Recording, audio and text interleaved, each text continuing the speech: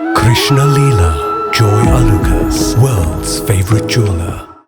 കുറെ കാലങ്ങൾക്ക് ശേഷം ഇന്റർവ്യൂ എടുക്കാതെ മിന്നിച്ചേക്കണേ എന്ന് പറഞ്ഞുകൊണ്ടാണ് ഞാൻ തുടങ്ങുന്നത്. നടുപ്പേജ് കീറി. അതെന്തായിരുന്നു അത്രയും തവണ നടുപ്പേജ് കീറാനുണ്ടായ കാര്യം? ട്രൗസർ കീറുന്നതും പലർക്കും ഞാൻ ഉണ്ടാക്കിയ പാട്ടാന്നും കൂടി അറിയില്ല. നടുപ്പേജ് കീറി തൊട്ട് മുഴുവൻ ഗോൾഡൻ കളർ ഹെയർ ഒക്കെ ആയിട്ടിരിക്കുന്ന ഗോൾഡൻ റിട്രീവറിന് മരുണ്ടായില്ല കാണാൻ. ഞാൻ ഇടയ്ക്ക് പിന്നെ വീണയുടെ പറയൂ എന്തോ ആൾക്കാരെന്തെങ്കിലുമൊക്കെ ചോദിച്ചു പറയുമല്ലോ.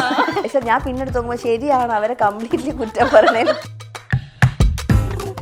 ഇപ്പോഴത്തെ ഈ ഒരു ട്രെൻഡില്ലേ വീണ, ഈ കുടുംബത്തിന് ഒരു ലൈക്ക് തരുമോ എന്നൊക്കെ. ചില ആൾക്കാർ നമ്മുടെ പേജിൽ നിന്ന് അല്ലാത്തതുകൊണ്ട് തന്നെ സുഖമായിട്ട് അതിനകത്ത് ചീത്തയും പറഞ്ഞിട്ടുണ്ടാവും. ഇപ്പൊ ലൈക്കിൽ നോക്കുമ്പോൾ എന്റെ കുഞ്ഞുമാമയുടെ ഒക്കെ ലൈക്ക് ഈച്ചരാ ഇതും കണ്ടിട്ടുണ്ടാവുമല്ലോ. ചില ആൾക്കാർ ഭയങ്കരമായിട്ട് ഉള്ള രൂക്ഷമായ വാക്കുകൾ ഉപയോഗിക്കുമ്പോൾ ഞാൻ ചിലപ്പോൾ പോയിട്ട് ഇങ്ങനെ എഴുതിയ ശരിയാന്ന് തോന്നുന്നുണ്ടോ, ഇതിപ്പം ലീഗലി തെറ്റാണെന്ന് അറിയാലോ അല്ലേ സുഹൃത്തെ സഹോദര എന്നൊക്കെ ഞാൻ വിളിക്കാം. അപ്പൊ ഒരു അറിയാണ്ട് അബദ്ധത്തിൽ കൈ തട്ടിയിട്ട് അങ്ങനെ ഞാൻ എപ്പോഴായിരിക്കും ഇവർക്ക് എപ്പോഴെങ്കിലും പാട്ടൊക്കെ പാടിക്കൊണ്ടിരിക്കുന്നെങ്കിൽ എങ്ങനെ തെറ്റ് പറ്റിയിട്ടുണ്ടാവോ, തെറ്റ് പറ്റിയിട്ടുണ്ടെങ്കിൽ ലൈവായിട്ട് വരെ ഇത് എങ്ങനെ കറക്റ്റ് ചെയ്തിട്ടുണ്ടാവും എന്നൊക്കെ. എത്ര പ്രാവശ്യം ഈ പാട്ട് പൊന്നിൻ കണിക്കൊന്ന് പാടുമ്പോ ഞാൻ പാടിക്കൊണ്ടിരിക്കുന്നതിന്റെ ഇടയിൽ ബ്ലാങ്ക് ആയി. എനിക്ക് എങ്ങനെ വന്നാലും അടുത്ത വരി കിട്ടണില്ല. ഇങ്ങനെ ട്രെയിൻ എടുക്കുക അവസാനം. ഞാൻ ചോദിച്ചു ആരെങ്കിലും ഒന്ന് സഹായിക്കോ. ഈ അമ്മയുടെ ഏറ്റവും വലിയ ചിയർ ലീഡർ എന്ന് പറയുന്നത് മകളാണ്. അവള് ഭയങ്കര പ്രോത്സാഹനമാണ് എന്നെ. പിന്നെ എന്റെ സാധനങ്ങൾ എവിടെയെങ്കിലും വെച്ചിട്ട് ഞാൻ തപ്പി നടക്കും. ഇനി ഇവളെ കൊണ്ട് തപ്പിക്കും ഞാൻ. ഇവളെല്ലാം അങ്ങനത്തെ പണി എടുത്തു തരും ചെയ്യും. സാധനങ്ങൾ മുകളിലേക്ക് കൊണ്ടുപോവുക, തുണി താഴേക്ക് ഇറക്കുക, അവരുടെ തലയിൽ വെച്ചിട്ട് ഇങ്ങനെ വരുന്നതേ. ആ മറ്റേ പാട്ടൊക്കെ പാടും, പണവും പ്രധാ.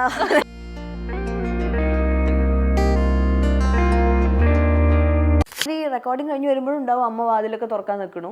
രാവിലെ പോകുമ്പോഴും ടാറ്റ കാണിക്കാൻ വരുന്നതാണ്. ഞാൻ പറഞ്ഞു അമ്മ എന്താ ഈ മറ്റേ വീട്ടിനകത്ത് ഈ കൂറെ പാറ്റയൊക്കെ നടക്കണം, രാത്രിയൊക്കെ അമ്മ ഇങ്ങനെ ഇറങ്ങി നടക്കണെന്താ.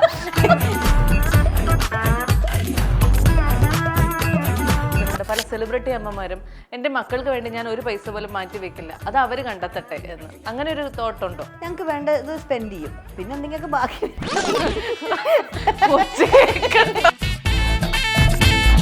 എങ്ങനെയായിരുന്നു മഞ്ജു വാര്യർ എന്ന് പറയുന്ന നടിയെ ഈ ഒരു ആൽബത്തിലേക്ക് കൊണ്ടുവരാൻ സാധിച്ചത്? അപ്പൊ ഞാൻ ഇങ്ങനെ മെല്ലെ വെറുതെ ചേച്ചിയോട് ചോദിച്ചു നോക്കിയതാണ്. ചേച്ചി വളരെ പോസിറ്റീവായിട്ടാണ് റെസ്പോണ്ട് ചെയ്തത്. എനിക്ക് ശരിക്കും എടുത്തു പറയേണ്ട ഒരു പേരാണ് ഓക്സിജനിലെ ഷിജോ ചേട്ടൻ. അദ്ദേഹത്തിന്റെ ഒരു വലിയ സപ്പോർട്ട് ഉണ്ട്.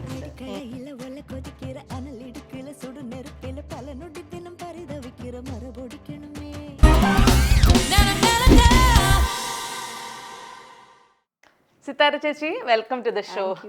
അപ്പൊ തുടങ്ങുമ്പോ തന്നെ ഞാനിതിങ്ങനെ സിത്താര കൃഷ്ണകുമാർ ഇന്റർവ്യൂ എന്നൊക്കെ പറഞ്ഞ് എടുത്ത് നോക്കിക്കൊണ്ടിരിക്കുമ്പം എനിക്ക് ഏറ്റവും രസമായി തോന്നിയ ഒരു കാര്യത്തിലും തുടങ്ങാം.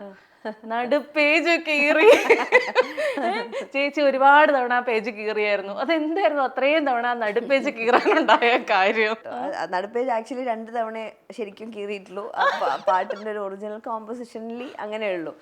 അപ്പൊ അത് എത്രയോ മുമ്പ് മോഹസിനെ ഏൽപ്പിച്ചിട്ടുള്ള വരികളിലൊന്നാണ്. മോഹസിനൊക്കെ തന്നെയാണ് പറഞ്ഞത് ഈ ഡാബ്ജിയുടെ വോയിസ് അതിൽ ഉപയോഗിക്കുന്നതിനെ കുറിച്ച്. പിന്നെ അത് അവര് തന്നെ അവരുടെ സൗഹൃദത്തിന്റെ ഇതില് ഡാബ്ജി സ്റ്റുഡിയോയിൽ വന്നു. അങ്ങനെ ആളതിനിടയിൽ പെട്ടെന്ന് ഈ നടുപ്പേജു കീറി പാടിയൻ്റെ ടേക്ക് എടുക്കാത്ത സമയത്ത് ഇങ്ങനെ പാടിക്കൊണ്ടേ ഇരിക്കണ്ടേ. അപ്പൊ മോശനൊക്കെ ചോദിച്ചാൽ നമുക്ക് ഇങ്ങനെ എന്തെങ്കിലും ക്വസ്റ്റ്യൻ ആൻസർ പോലെ ഇങ്ങനെ വെക്കായിരുന്നു. അപ്പൊ ആ ഉത്തരത്തിലേക്ക് എത്താനൊരു 11 നടുപ്പേജ് എടുത്തു. ഡാബ്ജി ഇങ്ങനെ പാടിയപ്പോഴാണ് അതൊരു എന്താ പറയാ ഒരു ഇൻട്രസ്റ്റിംഗ് ആയിട്ടില്ല. മേ ബി അത് ആദ്യം റീല് വന്നത് ആ നടുപ്പേജ് കീറി എന്നുള്ളത് മാത്രമാണ്. അതല്ലെങ്കിൽ പോലും ആൾക്കാരത് പെട്ടെന്ന് ശ്രദ്ധിക്കില്ലായിരുന്നു. പക്ഷെ അതുകൊണ്ട് കുറച്ച് ആള് കണ്ടു. പക്ഷെ ഇത് എല്ലാരും കൂടെ എടുത്ത് ട്രോൾ ആക്കിയപ്പോഴത്തേക്ക് ചേച്ചിയുടെ മാനസികാവസ്ഥ എന്തായിരുന്നു? ഞാനത് ആലോചിച്ചിട്ട് അങ്ങനെ ആലോചിച്ചില്ല. ഇത് പലർക്കും ഞാൻ ഉണ്ടാക്കിയ പാട്ടാന്നും കൂടി അറിയില്ല.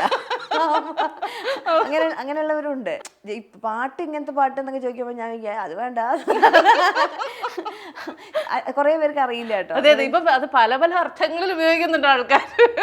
എനിക്ക് സെപ്പറേറ്റ് ആയിട്ട് ഇൻബോക്സിലൊക്കെ അയച്ചു തരുമ്പോൾ ഞാൻ പറഞ്ഞു ഇതൊക്കെ ഞാൻ കാണുന്നുണ്ട്, ഞാൻ ടാഗ് ചെയ്യുന്നുണ്ടല്ലോ ഇഷ്ടംപോലെ.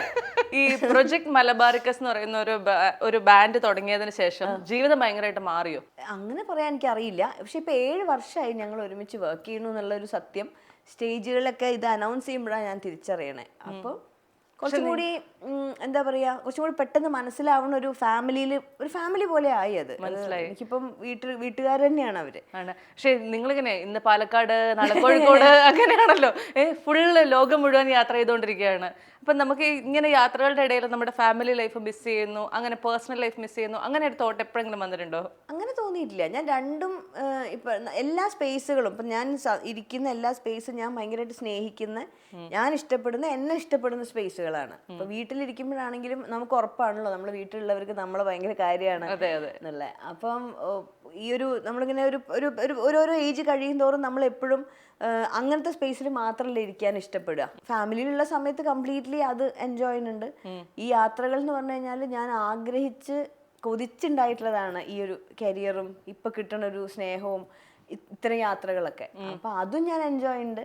അതിൽ എൻ്റെ ഫാമിലിയും ഭയങ്കര ഹാപ്പിയാണ്. നേരെ തിരിച്ചു വന്നാൽ അവർക്കും ഇവരൊക്കെ ഫാമിലി പോലെയാണ് ഇപ്പോഴും. അതായത് ഞങ്ങളെ കൂടെ വർക്ക് ചെയ്യുന്ന എല്ലാവരും അവരുടെ കുടുംബങ്ങള്, ഞങ്ങൾ എല്ലാ ഫംഗ്ഷൻ ഉണ്ടെങ്കിലും അങ്ങോട്ടും ഇങ്ങോട്ടും പോകും. അവർക്ക് ഞാനും അവരുടെ ലൈഫിന്റെ ഒരു പ്രധാനപ്പെട്ട പാർട്ടാണ്. അപ്പം അടിപൊളിയാ. ചേച്ചീനെ നമുക്ക് പുറമേ നിന്ന് കാണുമ്പോഴത്തേക്ക് ചേച്ചി വളരെ ഒരു ട്രഡീഷണൽ സിത്താര കൃഷ്ണകുമാറാണെന്ന് നമുക്ക് തോന്നും. പക്ഷെ ഞാൻ ചേച്ചിനെ എന്നൊക്കെ കാണുന്നോ അന്നൊക്കെ ചേച്ചി എന്തെങ്കിലും ഒരു പ്രത്യേകതകൾ ചേച്ചിയിൽ കൊണ്ടുവരാൻ ശ്രമിക്കാറുണ്ട്. തൊട്ട് മുന്നേ ഞാൻ ഇന്റർവ്യൂവിൽ ആലോചിക്കായിരുന്നു, ഇവിടെ തൊട്ട് മുഴുവൻ ഗോൾഡൻ കളർ ഹെയർ ഒക്കെ ആയിട്ടിരിക്കുന്ന സിത്താര കൃഷ്ണകുമാറിനെ എങ്ങനെ പറയൂ എന്തോ എന്ന് വിചാരിച്ചിരുന്നു. ചേച്ചി എന്നെ പറഞ്ഞതുകൊണ്ട് കുഴപ്പമില്ല. അതില് ആ ഇന്റർവ്യൂ എടുത്തിട്ട് ആൾക്കാരെന്തെങ്കിലുമൊക്കെ ചൊറിഞ്ഞ് പറയുമല്ലോ, അയ്യേ എന്ത് വൃത്തികെട്ട മുടിയാന്നൊക്കെ. പക്ഷെ ഞാൻ പിന്നീട് നോക്കുമ്പോ ശരിയാണ്, അവരെ കംപ്ലീറ്റ്ലി കുറ്റം പറഞ്ഞേ. അത് എവിടുന്നോ ഓടി വന്നതാണ്. ഞാൻ എന്തോ ഒരു ഫംഗ്ഷൻ കഴിഞ്ഞിട്ട് വീണയുടെ ഇന്റർവ്യൂ അതുകൊണ്ട് വളരെ കാഷ്വൽ ആയിട്ട് വരാം എന്നുള്ള, നമ്മളിത് അത് വീണയുടെ ഓഡിയൻസ് ആയിട്ടുള്ള ലക്ഷക്കണക്കിന് ആൾക്കാർ ഇത് കാണുന്നത് നമ്മൾ മറന്നുപോകും. സ്വന്തം സ്പേസിക്ക് വരണ മാതിരി ഓടി വരും ചെയ്യും. എന്നിട്ട് ഇത് എയർ ചെയ്ത് കഴിഞ്ഞ് കഴിഞ്ഞാൽ പിന്നെ നമ്മുടെ കയ്യിൽ നിന്ന് ഞാൻ അങ്ങനെ നോക്കി ചോദിച്ചു, ഒന്ന് കുളിക്കുന്ന പോലെയെങ്കിലും ഇരുന്ന അത്ര മുഷ്ണ പോലെ അതിൽ കാണുന്നത്. ഇങ്ങനെയൊക്കെയുള്ള എന്തെങ്കിലുമൊക്കെ ഒരു നമ്മൾ ആ ഒരു ട്രെൻഡിനൊപ്പം പോകാനായിട്ട് ചേച്ചി ശ്രമിക്കാറുണ്ടോ? ട്രെൻഡ് ഞാൻ ട്രെൻഡ് ഫോളോ ചെയ്യാറില്ല. അത് ഇല്ല എന്ന് പറഞ്ഞു കഴിഞ്ഞാൽ ഞാൻ അതിനെ പറ്റിയിട്ട് ഇഗ്നറൻ്റ് ആണ്. എനിക്ക് വലിയ ധാരണകളില്ല. അപ്പം അത് ഫാഷൻ ആണെങ്കിലും ശരി, എനിക്ക് കംഫർട്ടബിൾ ആയിട്ടുള്ളത് എന്താ പറയുക, നമുക്ക് കോൺഫിഡൻസ് തോന്നുന്നതൊക്കെയാണ് ഞാൻ ചെയ്യുക. പിന്നെ ചില കാര്യങ്ങളൊക്കെ ചെയ്ത് നോക്കാം. ഭയങ്കര ബുദ്ധിമുട്ട് അവനവനും ചുറ്റുള്ളവർക്കും ഇല്ലാത്ത കാര്യങ്ങൾ. ഇപ്പം എൻ്റെ മുടി കളർ ചെയ്തുകൊണ്ട് ബാക്കി ആർക്കും ഒന്നും അങ്ങനെ വലിയ അപകടമൊന്നും പറ്റാനില്ലല്ലോ. മോശം ആരെങ്കിലും പറയുന്ന മാത്രമേ ഉള്ളൂ. 2 ചീത്ത പറയുമായിരിക്കും, അതോടെ തീരുമല്ലോ. പിന്നെ തിരിച്ച് കറുപ്പാവും ചെയ്യും. ഇപ്പം നരയ്ക്കാനും തുടങ്ങി. അപ്പൊ അത് അങ്ങനെ ഞാൻ ആലോചിക്കാറില്ല. അപ്പൊ അങ്ങനെ ഉപദ്രവമൊന്നും ഇല്ലാത്ത കാര്യങ്ങൾ, ചെറിയ എക്സ്പെരിമെന്റുകളൊക്കെ ഞാൻ ചെയ്തു നോക്കും. ഇഷ്ടമുള്ളത് ആണ്. 40കളിലേക്ക് കിടക്കുകയാണ്, ആ സത്യം മനസ്സിലാക്കിയായിരുന്നു. ഇനി 40 വയസ്സാകുമ്പോൾ ഞാൻ ഇന്ന കാര്യങ്ങളൊക്കെ ചെയ്യും, അങ്ങനെയൊക്കെയുള്ള എന്തെങ്കിലും തൂങ്ങി നിൽക്കാം 30ന്റെ അവസാനം. ആ ആലോചിക്കുമ്പോഴത്തേക്കും ഇനി എന്തെങ്കിലുമൊക്കെ ചെയ്യണം, അങ്ങനെയൊക്കെയുള്ള തോട്ടുകൾ വരാറുണ്ടോ? അങ്ങനെയല്ല, ഞാൻ സത്യത്തിലൊരു കഴിഞ്ഞ 1 വർഷത്തിൽ 1.5 വർഷം 2 വർഷമായിട്ട് ഹെൽത്തിന്റെ കാര്യത്തിൽ കുറച്ചും കൂടിയൊക്കെ ശ്രദ്ധിക്കണം എന്ന് വിചാരിക്കാറുണ്ട്. അതെനിക്ക് ഭയങ്കര, ഞാൻ കുറച്ച് മറ്റേ ശല്യമാവുന്നുണ്ട് ചുറ്റുള്ളവർക്കും. ഡയറ്റ് ചെയ്യണം, വർക്കൗട്ട് ചെയ്യണം എന്നൊക്കെയുള്ള നമ്മൾ അങ്ങനെ ഉണ്ടല്ലോ. ഇതിന്റെ ഒരു തുടക്ക സ്റ്റേജിൽ നമ്മളിത് കുറച്ച് ഷോ ഓഫ് ആവുമല്ലോ. വർക്കൗട്ട് സാധനങ്ങൾ മേടിക്കലും 24 മണിക്കൂർ മറ്റേ സ്പോർട്സ് ഷോപ്പിൽ പോലും, അങ്ങനത്തെ ഒരു ഫേസ് ഇപ്പൊ കഴിഞ്ഞു. അത് കഴിഞ്ഞാലിപ്പോ ഒന്ന് സ്റ്റേബിൾ ആയി. കാരണം വേണ്ടത് കുറച്ച് കഴിക്കാം, വർക്കൗട്ടും ചെയ്യാം എന്നുള്ള ബാലൻസാണ്. മറ്റേത് കുറച്ച് എക്സ്ട്രീം. ആ സമയത്ത് ഭയങ്കരമായിട്ട് ഡയറ്റ് എടുക്കുക, എന്ത് ചെയ്താലാണ് ഫിറ്റ് ആവാൻ അറിയാത്തത്, ഫിറ്റ്നസിനോടുള്ളൊരു ഇതുകൊണ്ടേ. അപ്പം നമ്മളിങ്ങനെ, അപ്പം എൻ്റെ ഹസ്ബൻഡ് എന്നെ കളിയാക്കും, നിനക്ക് 2 അറ്റേ ഉള്ളൂ, ഒന്നെങ്കിൽ അങ്ങ് എക്സ്ട്രീം ആയിട്ട്. ഞാൻ ചില സമയത്ത് വന്ന് ഭയങ്കരമായിട്ട് കഴിക്കുകയും ചെയ്യും. അപ്പൊ ഏട്ടൻ ഡോക്ടറാണല്ലോ, കുറച്ചുകൂടി സയന്റിഫിക് ആയിട്ട് അറിയാവുന്ന ഒരാളല്ലേ. അപ്പൊ ഞാൻ ഏട്ടനെ പഠിപ്പിക്കും കാര്യം ഇങ്ങനെയല്ല എന്നൊക്കെ പറഞ്ഞു.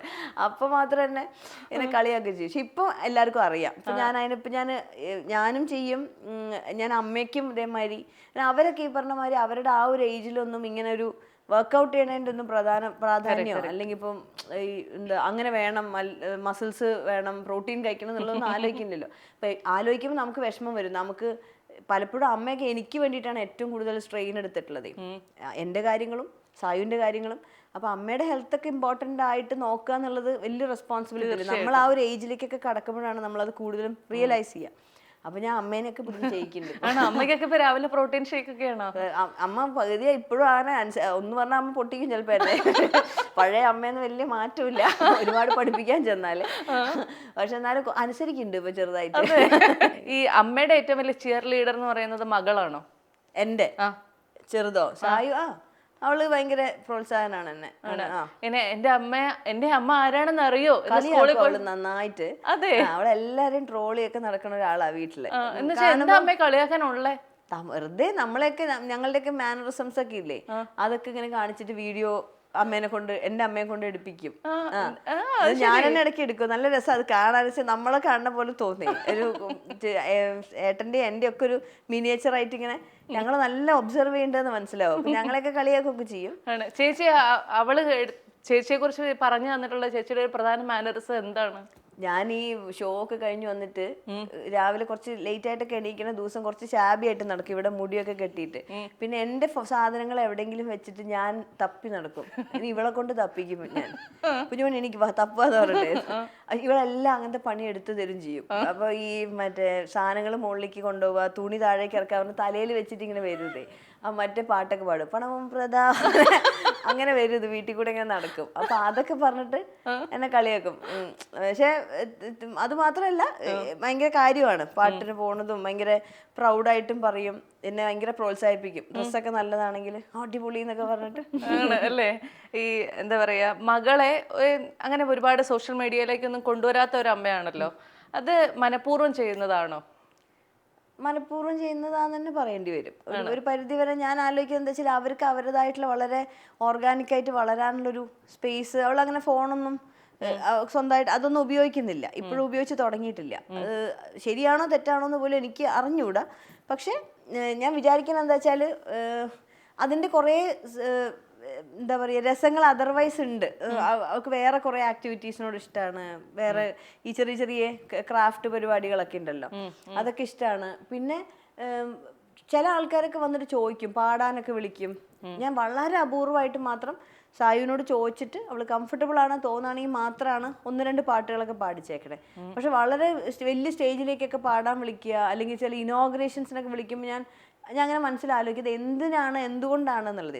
സായുവിൻ്റെ ഒരു ടാലന്റോ ടേസ്റ്റോ പ്രൂവ് ചെയ്യാനുള്ള ഒന്നും ചെയ്തിട്ടില്ല, അതിനുള്ളൊരു സമയം ഒക്കെ കിട്ടിയിട്ടില്ല. ചെറിയ കുട്ടിയാണ്, പഠിച്ചു തുടങ്ങിയിട്ടേ ഉള്ളൂ.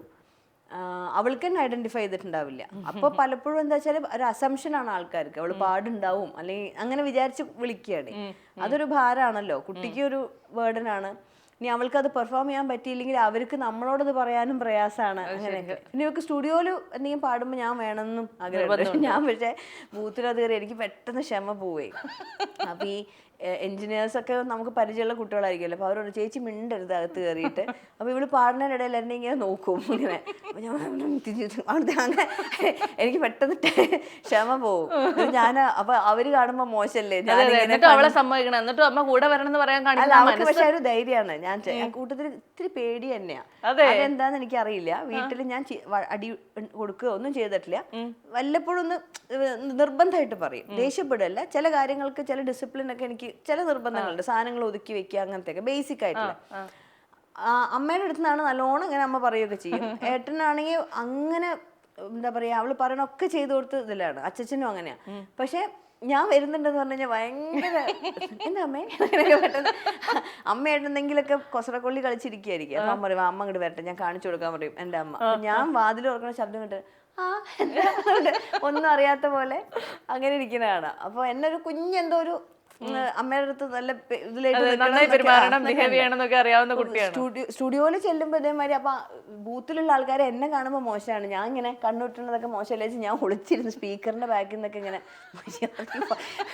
എനിക്ക് സമയം കളയുന്നതൊക്കെ, അതായത് വെറുതെ ഇങ്ങനെ ഡ്രസ്സിൽ തിരിപ്പിടിച്ച് സമയം കളയുക, അത് അങ്ങനത്തെയൊക്കെ മാത്രം കേട്ടോ. പാടാൻ എത്ര സമയം എടുത്താലും അതൊക്കെ അവൾക്ക് പറ്റണ പോലെയല്ലേ ചെയ്യാൻ മനസ്സിലായി. പറ്റുള്ളൂ. പക്ഷെ ഇപ്പൊ ചേച്ചി ഇപ്പൊ ഒരു റിയാലിറ്റി ഷോ ജഡ്ജൊക്കെ ആയിരുന്ന ഒരാളാണല്ലോ. അപ്പൊ മോളെ എന്താ റിയാലിറ്റി ഷോയ്ക്കൊന്നും വിടാത്തത് എന്ന് ആരെങ്കിലും ചോദിച്ചിട്ടുണ്ടോ? ഓരോരുത്തർക്കും ഓരോ രീതിയും വഴികളും ആണല്ലോ. ഇപ്പം സായുവിനൊക്കെ അതെനിക്ക് അറിഞ്ഞുകൂടാ. അപ്പം ഞാൻ ഇപ്പൊ ഇതേ ഒരു പ്രൊഫഷനിലുള്ള ആളായതുകൊണ്ട് തന്നെ ചില മത്സരങ്ങൾക്ക് അവൾക്ക് പോകുന്നതിനൊക്കെ ചില ബുദ്ധിമുട്ടുകളുണ്ട്. കാരണം പലപ്പോഴും നമുക്ക് പരിചയമുള്ള ആളുകളൊക്കെ ആയിരിക്കും അവിടെ ഉണ്ടാവുക. ഇപ്പൊ ഒരു കോമ്പറ്റീഷന് പോലും സ്കൂളിൽ നിന്ന് പോകുമ്പോൾ എനിക്ക് അവിടെ പോയി നിൽക്കുന്നതിൽ ചില പരിമിതികളുണ്ട്. അപ്പൊ അതെനിക്ക് വിഷമാ ചില സമയത്ത്. അവളിപ്പോ ഒരു 15 ലളിതഗാനത്തിനോ പോകുമ്പോൾ എനിക്ക് പോയി കാണണം എന്നൊക്കെ ഭയങ്കര ആഗ്രഹമുണ്ട്. പക്ഷെ അങ്ങനെ പോയി നിൽക്കുന്നതിലൊരു ശരികേടും ഉണ്ട്. മേ ബി ആളുകൾ ഇങ്ങനെ കാണുമ്പം ഞാൻ ആവശ്യത്തിൽ കൂടുതൽ ഇങ്ങനെ അങ്ങനത്തെ സ്ഥലത്തൊരു പ്രസൻസ് കൊടുക്കണു എന്നുള്ളതൊക്കെ. അപ്പൊ അതെങ്ങനെ അത് ഡിഫൈൻ ചെയ്യേണ്ടതെന്ന് എനിക്കറിയില്ല. അതൊക്കെ അമ്മയാണ് ഇപ്പോഴും ചെയ്യുന്നത്. ഞാൻ വീട്ടിൽ നിന്നൊക്കെ ഇങ്ങനെ ഒന്ന് ജസ്റ്റ് കേൾക്കും എന്നല്ലാണ്ട്. പിന്നെ ചില ഈ മത്സരങ്ങളിലൊക്കെ പങ്കെടുക്കുക എന്ന് പറയുന്നതിന് അതിന് വലിയ എഫേർട്ട് ഉണ്ട്. അത് നമ്മൾ കാണുന്നുണ്ട്. നമ്മുടെ കൂടെ ഉള്ള കുട്ടികൾ അല്ലെങ്കിൽ ഞങ്ങളൊക്കെ തന്നെ ചെറുപ്പത്തിൽ ചെയ്തിരുന്ന ഒരു പ്രാക്ടീസും കാര്യങ്ങളൊക്കെ വേറെ തരത്തിലുള്ളതാണ്. അത് തന്നെ ആയിക്കൊള്ളുന്നില്ല ഈ സായു എന്ന് പറഞ്ഞ ഒരു കുട്ടിയുടെ വഴി എന്ന് പറയുന്നത്. അവൾക്ക് ചിലപ്പോൾ മ്യൂസിക്കേ ആയിരിക്കില്ല ഇഷ്ടം, വേറെ എന്തെങ്കിലും ജോലി ആയിരിക്കും. അപ്പൊ നമ്മൾ നിർബന്ധിച്ച് ഇങ്ങനെ ചെയ്യിക്കണേല് ശരിയില്ലല്ലോ അത്. അപ്പം എന്താ പറയുക, അവൾക്ക് എക്സ്പോഷർ ഉണ്ട് എല്ലാത്തിനോടും. എന്ത് സാധനം ചെയ്യണമെങ്കിലും ഒരു ഇൻസ്ട്രുമെന്റ് പഠിക്കണമെങ്കിലും ഒക്കെ ഉള്ള അവസരങ്ങൾ നമ്മൾ ഒരുക്കി കൊടുക്കുന്നുണ്ട്. അതിൽ അവളെന്ത് ചൂസ് ചെയ്യണോ അത് മുന്നോട്ട് പോട്ടെ എന്ന് ഞാൻ വിചാരിക്കുള്ളൂ. അല്ലെ, ഒരു ന്യൂ മദർ ആയതുകൊണ്ടാന്ന് പറഞ്ഞു ഞാൻ മൊത്തം ഒരു അമ്മ വഴിയിലേക്ക് ഇന്റർവ്യൂ കൊണ്ടുപോയത്. ഇനി ഞാൻ കുറച്ച് ചേച്ചിയുടെ കഥകൾ ചോദിക്കട്ടെ. പ്രൊജക്ട് മലബാറിക്കസ് ഈ അടുത്തിടയ്ക്ക് ഒരു ഗംഭീര ആൽബം പുറത്തിറക്കി, ഒരു ഒറിജിനൽസ് പുറത്തിറക്കി. അപ്പോൾ നമ്മൾ ഒട്ടും പ്രതീക്ഷിക്കാത്ത ആളുകളെയൊക്കെ അതിൽ കാണുന്നു, ഞെട്ടുന്നു. എങ്ങനെയായിരുന്നു മഞ്ജു വാര്യർ എന്ന് പറയുന്ന നടിയെ ഈ ഒരു ആൽബത്തിലേക്ക് കൊണ്ടുവരാൻ സാധിച്ചത്? ഞാൻ ഭയങ്കരമായിട്ട് ഇഷ്ടപ്പെടുന്ന, റെസ്പെക്ട് ചെയ്യുന്ന, ഭയങ്കര സ്നേഹിക്കുന്ന ഒരു ആർട്ടിസ്റ്റാണ് മഞ്ജു ചേച്ചി. അപ്പോൾ മഞ്ജു ചേച്ചിയെ ഞങ്ങളുടെ ഒരു ഇവന്റിന് തന്നെ, ബാൻഡിൻ്റെ ഒരു ഇവന്റ് തന്നെ ചേച്ചി ഗസ്റ്റ് ആയിട്ടുണ്ടായിരുന്നു. അന്ന് ചേച്ചി സ്റ്റേജിലേക്ക് വരികയും ഞങ്ങളുടെ കൂടെ ഒരു കുഞ്ഞു പാട്ട് പെർഫോം ചെയ്യുകയൊക്കെ ചെയ്തു. അന്നൊക്കെ ഞാൻ അങ്ങനെ ആലോചിക്കും, എന്തൊരു വാംത്തിലാണ് പെരുമാറുന്നത്. ഓരോ ആർട്ടിസ്റ്റിനും കൈ കൊടുത്ത് അവരോടൊക്കെ അപ്രിസിയേഷൻ കൊടുത്ത്. ഞാൻ ഇടയിലൊരു കാര്യം പറഞ്ഞോട്ടെ, അങ്ങനെ തന്നെ ചേച്ചിയും പെരുമാറുന്നത് സത്യമായിട്ട്. അപ്പൊ ഞാൻ ഇങ്ങനെ മെല്ലെ വെറുതെ ഒന്ന് ചേച്ചിയോട് ചോദിച്ചു നോക്കിയതാണ്. ചേച്ചിയോടും ടീമിനോടും ഇങ്ങനെ ഒരു സാധ്യത ഉണ്ടോ, ഞാൻ ചോദിക്കുന്നതുകൊണ്ട് ഒന്നും തോന്നരുത്, ഞാനൊരു സ്വാതന്ത്ര്യം എടുക്കാന്ന് വിചാരിക്കരുത്, ഒരു കുഴപ്പമില്ല ഇല്ലെങ്കിലും. പക്ഷേ വളരെ പോസിറ്റീവായിട്ടാണ് റെസ്പോണ്ട് ചെയ്തത്. പിന്നീട് അങ്ങോട്ട് അവരുടെ മൊത്തം ടീം അതിൽ വളരെ ആക്റ്റീവായിട്ട് തന്നെ. അങ്ങനെയാണ് ആനന്ദ് മേനൻ എന്ന് പറഞ്ഞിട്ടുള്ള വാഴയുടെ ഡയറക്ടർ, വാഴ 1ന്റെ ഡയറക്ടർ ആനന്ദ് ഇതിൽ ഇൻവോൾവ് ആവുന്നത്. എല്ലാവരും, അവർ മൊത്തം ടീമിൽ എല്ലാവരും അതിൽ വരുന്നു. അപ്പോൾ നമ്മളുടെ മനസ്സിൽ എന്താ വെച്ചാൽ ചേച്ചിയും കൂടി ഉള്ളത് കൊണ്ട് ഇത് ഗ്രാൻഡ് ആയിട്ട് ചെയ്യണം എന്നുള്ളതാണ്. അങ്ങനെ അതിലുള്ള അഭിനയിച്ച ആ കുട്ടിക്ക് കണ്ടുപിടിക്കാൻ ഒരു ഓഡിഷൻ വെച്ചു. അത് നിത്യ എന്ന് പറഞ്ഞിട്ട് കോയമ്പത്തൂരുള്ള ഒരു കുഞ്ഞു മോള്, അവള് മെടുമെടുക്കിയായിട്ട് അത് ഭംഗിയായിട്ട് ചെയ്തു. പിന്നെ മധുരയിൽ വെച്ചിട്ട് മൊത്തം ഷൂട്ട്. അപ്പോൾ അത് കഴിഞ്ഞപ്പോൾ ഇതിനൊരു എന്താ പറയുക, ഇത്രയും ഗ്രാൻഡായിട്ട് ചെയ്യണമെങ്കിൽ ഞാൻ അങ്ങനെ ആലോചിച്ചു, ആരാണ് നമ്മളൊരു ഫിനാൻഷ്യൽ ഹെൽപ്പും കൂടി ഉണ്ടെങ്കിൽ നല്ലതായിരുന്നു അല്ലേ. അപ്പം എനിക്ക് ശരിക്കും എടുത്തു പറയേണ്ട ഒരു പേരാണ് ഓക്സിജനിലെ ഷിജോ ചേട്ടനാണ് ഈ ഒരു എന്താ പറയാ, അദ്ദേഹം നല്ലൊരു മ്യൂസിക് ലവറാണ്, നല്ല ഹ്യൂമൻ ബീങ് ആണെന്ന്. അപ്പം ഈ ഒരു വർക്കിന് കമേഴ്ഷ്യൽ ആയിട്ടേ അല്ല അവർ അതിനെ സമീപിച്ചിട്ടുള്ളത്. അദ്ദേഹത്തിന്റെ ഒരു വലിയ സപ്പോർട്ട് ഇതിലുണ്ട്. അങ്ങനെയാണ്. പക്ഷെ മൊത്തത്തിലൊരു ജിൽ ജിൽ പാട്ടാണല്ലോ. ഇതൊരു ഹാപ്പി സോങ് വേണം തോന്നി. ഞങ്ങളുടെ ഒരു ബാൻഡ്, ആസ് എ ബാൻഡ് ഞങ്ങൾ ഷെയർ ചെയ്യുന്ന ഒരു സന്തോഷമുണ്ട് എപ്പോഴും. വണ്ടിയിൽ പോകുമ്പോഴും യാത്ര ചെയ്യുമ്പോഴും ഒക്കെ ഉണ്ടാവുന്ന ഒരു സന്തോഷം. സ്റ്റേജിലും ഒക്കെ നല്ലോണം പെർഫോം ചെയ്താൽ എന്തെങ്കിലും അബദ്ധം പറ്റിയാലൊക്കെ ഞങ്ങൾ അതിനെ വളരെ ലൈറ്റ് ആയിട്ട് എടുക്കുന്ന ആൾക്കാരാണ്. അപ്പൊ ആ ഒരു പോസിറ്റിവിറ്റി ഉള്ളൊരു പാട്ട് വേണമെന്ന് വിചാരിച്ചിട്ട് അങ്ങനെ. തമിഴില് അഹമ്മദ് ശ്യാമാണ് എഴുതിയത്, മലയാളത്തില് ഹരിനാരായണൻ, BK ഹരിനാരായണൻ ആണ്.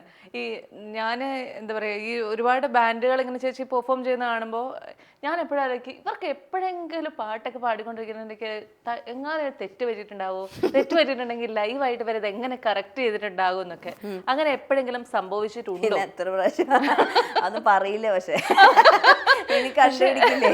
പക്ഷെ വീടിനടുത്ത് കിടന്ന് ഒരുണ്ട് നമ്മൾ നന്നാക്കിയിട്ടുണ്ടോ അതോ ആൾക്കാർക്ക് ആർക്കെങ്കിലും അങ്ങനെ മനസ്സിലാവില്ലെന്ന്. ഞങ്ങളുടെ അകത്തുള്ള ചെറിയ ചെറിയ എറേഴ്സ് ആണ്. അതായത് വലിയ എറേഴ്സ് പറ്റണമെങ്കിൽ ഈ പറഞ്ഞ മാതിരി എന്തെങ്കിലും നമുക്ക് വയ്യായികളോ അങ്ങനെയൊക്കെ വരുമ്പോഴാണല്ലോ പറ്റുക. നമുക്ക് വായിക്കുന്ന ആർക്കെങ്കിലും വയ്യായികളൊക്കെ. അങ്ങനെ അല്ലാണ്ടുള്ള കുഞ്ഞു മ്യൂസിക്കൽ എറേഴ്സ് ഒന്നും പുറമെയുള്ള ആളുകൾക്ക് അത്ര എവിഡന്റ് ആയിക്കോളും. പക്ഷെ നമ്മളുടെ ഇടയിൽ ആരെങ്കിലും ഒരാൾ മിസ് ചെയ്താലോ, അപ്പൊ എനിക്കൊരു വരി മിസ് ചെയ്താലോ ഒക്കെ അവർക്ക് അറിയാലോ. അപ്പൊ അവരിങ്ങനെ ചില സമയത്ത് ഇങ്ങനെ കാണിക്കും, മയ്യക്ക് പാടിക്കോ ചേച്ചി, അങ്ങനെ കാണിക്കും.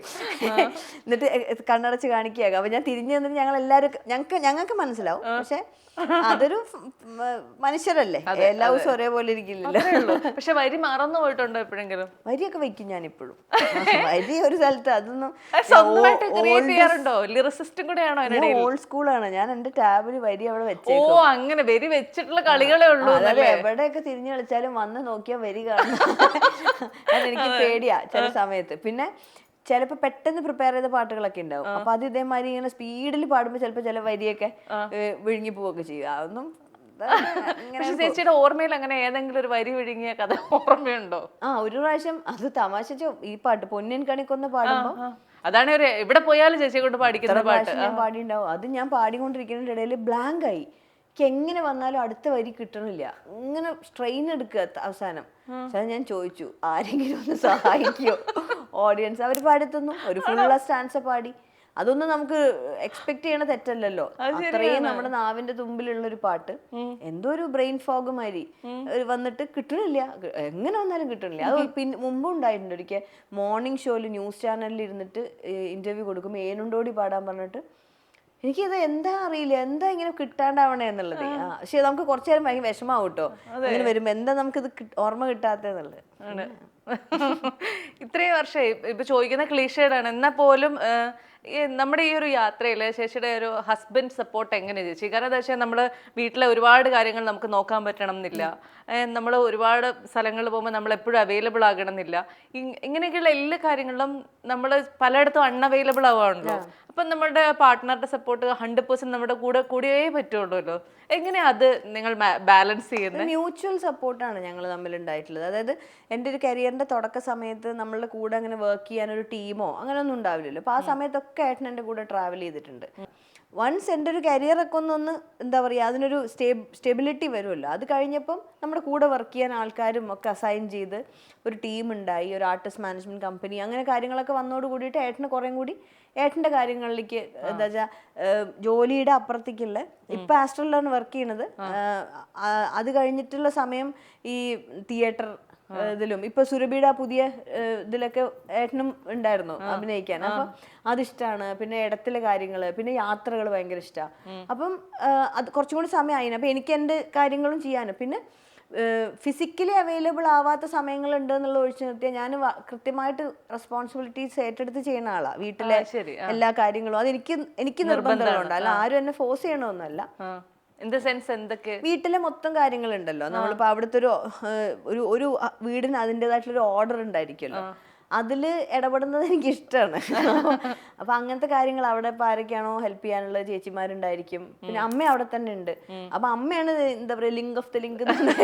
എല്ലാം അമ്മേനോട് ഇങ്ങനെ പറഞ്ഞു വെച്ചാൽ അമ്മ അത് ബാക്കി എല്ലാം നോക്കും. ഒരു സിസ്റ്റം പോലെ ഇങ്ങനെ വർക്ക് ചെയ്യും. അപ്പൊ ഞാനാണെങ്കിലും വന്നിട്ട് എല്ലാം നോക്കും. ചില സമയത്ത് നമുക്ക് ഫിസിക്കലി അവൈലബിൾ ആവാൻ പറ്റില്ല എന്നുള്ള അതൊരു നമുക്കാണ് മിസ്സിങ്. വീടിന് അത് ബാധിക്കുന്നൊന്നുമില്ല. ഞങ്ങൾ രണ്ടുപേരും ഒരുമിച്ച് യാത്ര ചെയ്യും, ഒറ്റയ്ക്ക് യാത്ര ചെയ്യും.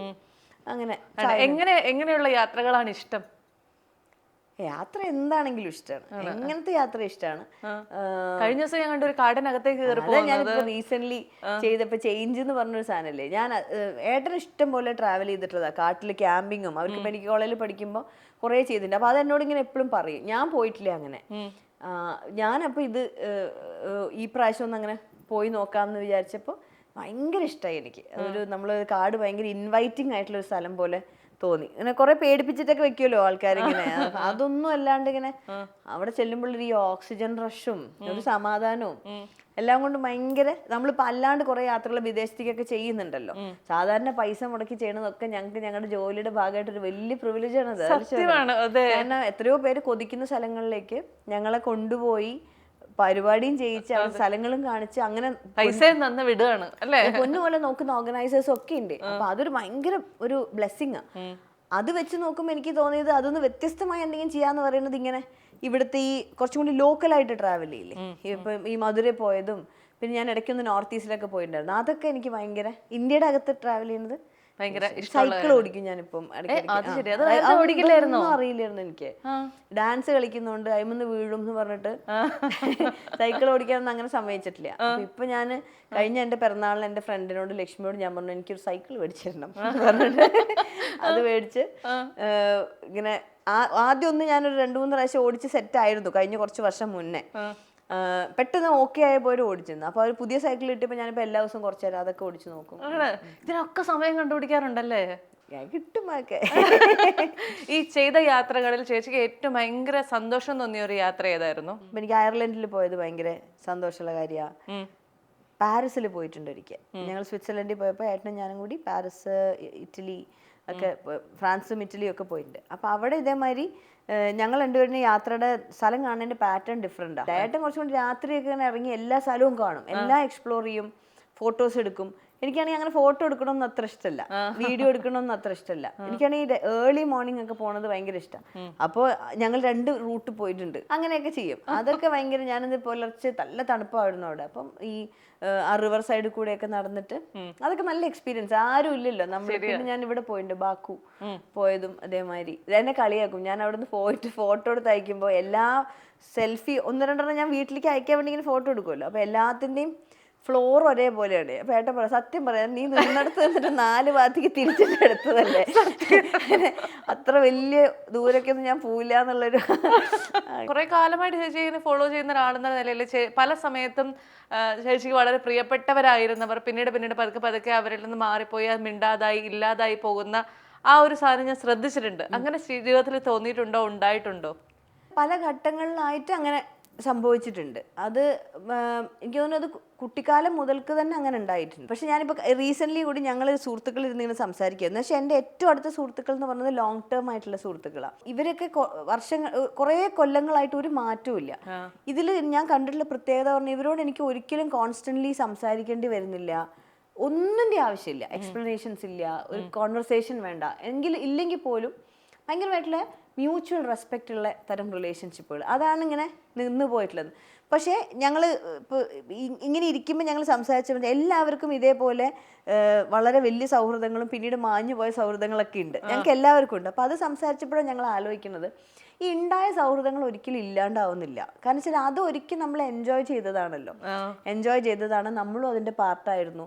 അതിലൊരിക്കലും നമ്മൾ മാത്രം അതിൻ്റെ ഒരു പാർട്ട് അനുഭവിക്കുകയും അങ്ങനെയല്ല, മ്യൂച്വലാണ്. അപ്പോൾ അവരും ആസ്വദിച്ച നിമിഷങ്ങളുണ്ട്, നമ്മളും ആസ്വദിച്ച നിമിഷങ്ങളുണ്ട്, അവർ നമ്മളെ ഹെൽപ്പ് ചെയ്ത സന്ദർഭങ്ങളുണ്ട്, നമ്മൾ അവരെ സഹായിച്ച സന്ദർഭങ്ങളുണ്ട്. അപ്പോൾ ആ ഒരു അർത്ഥത്തിൽ ഒരു ഫ്രണ്ട്ഷിപ്പും ഒരിക്കലും ഉണ്ടായി എന്ന് പറഞ്ഞാൽ ആ ഫ്രണ്ട്ഷിപ്പിന്റെ ഒരു വെയിറ്റും അതിന്റെ ഒരു ക്വാളിറ്റി ഒരിക്കലും നഷ്ടപ്പെടുന്നില്ല. പക്ഷെ നമ്മൾ വിചാരിക്കാതെ പെട്ടെന്ന് മിണ്ടാതായി പോകുമ്പോൾ നമുക്കൊരു മാനസിക ബുദ്ധിമുട്ടുണ്ടായിട്ടുണ്ടോ?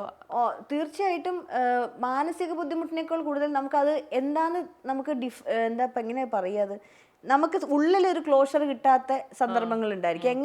എന്തായിരിക്കും സംഭവിച്ചിട്ടുണ്ടാവുക, നമ്മൾ തന്നെ വീണ്ടും റീതിങ്ക് ചെയ്യാനും, പിന്നെ വൺ ഫൈൻ ഡേ അതൊരു പ്രോബ്ലം അല്ലാണ്ടാവും. പിന്നീട് നമ്മൾ കാണുകയും വേറൊരു രീതിയിൽ അത് ബ്യൂട്ടിഫുൾ ആയിട്ട് നമ്മൾ ഇടപെടുന്നു എന്നുള്ളതൊക്കെ നമ്മൾ സ്വയം തിരിച്ചറിയുമ്പോൾ നമുക്ക് മനസ്സിലാക്കി നമുക്ക് ഉള്ളിൽ ആ ഒരു മെച്ചോറിറ്റി എല്ലാവർക്കും വന്നൂലോ എന്ന് ആലോചിക്കുമ്പോൾ ഒരു സന്തോഷം തോന്നും. ചേച്ചി ജീവിതത്തിൽ സത്യത്തിൽ ഏറ്റവും കൂടുതൽ സ്വാധീനിച്ചത് ആരാ? അമ്മയായിരിക്കും.